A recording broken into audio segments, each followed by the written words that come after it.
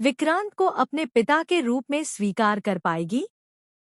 तो शो के latest update में सिचुएशन काफी ज्यादा इमोशनल और शॉकिंग होने वाली है। आने वाले एपिसोड्स में रिश्तों की सच्चाई, टूटता भरोसा और छिपे हुए राज कहानी को पूरी तरह बदलने वाले हैं। दरअसल धैर्य अंदर ही अंदर पूरी तरह टूट चुका होता है। उसे लगने लगता है कि अब उसकी जिंदगी में कुछ भी नहीं बचा। जिन लोगों को वह अपना परिवार मानता था, वही लोग उससे दूर होते जा रहे हैं। दुआ भी उससे ठीक से बात नहीं कर रही होती और विक्रांत के अचानक बदले हुए व्यवहार से वह और ज्यादा परेशान हो जाता है। इन सबके बीच धैर्य एक बड़ा फैसला ले लेता है। वह चुपचाप घर छोड़कर जाने की तैयारी करता है। देर रात वह अपना बैग पैक करता है और बिना किसी को बताए घर से निकलने लगता है। लेकिन जैसे ही वह दरवाजा खोलता है, तभी सामने विक्रांत खड़ा दिखाई देता है। विक्रांत की आंखों में आंसू होते हैं।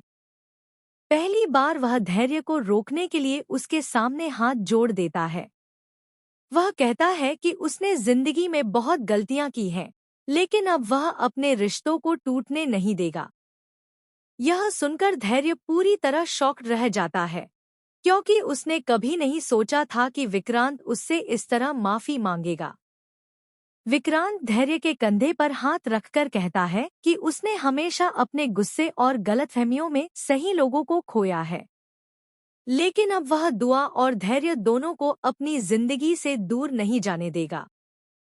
यह इमोशनल मोमेंट देखकर दर्शकों की आंखें भी नम होने वाली हैं। लेकिन कहानी में असली ट्विस्ट इसके बाद आने वाला है। जब धैर्य वापस घर के अंदर आता है, तभी दुआ वहां पहुंच जाती है।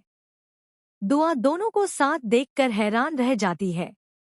उसे समझ नहीं आता कि आखिर कुछ घंटों में इतना सब कैसे बदल गया।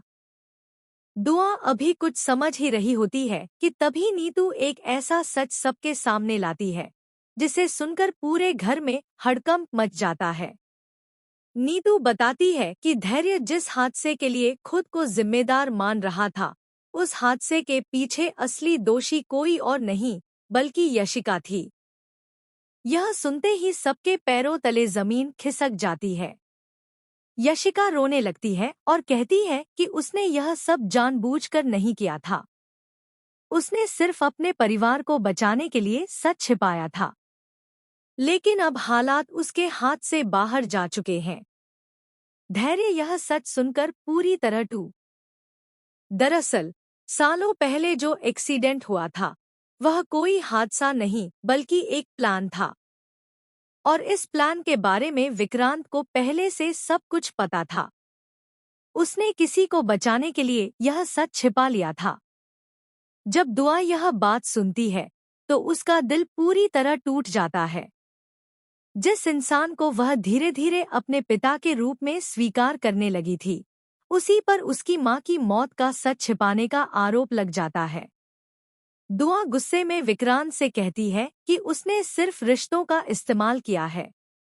यह सुनकर विक्रांत भी टूट जाता है।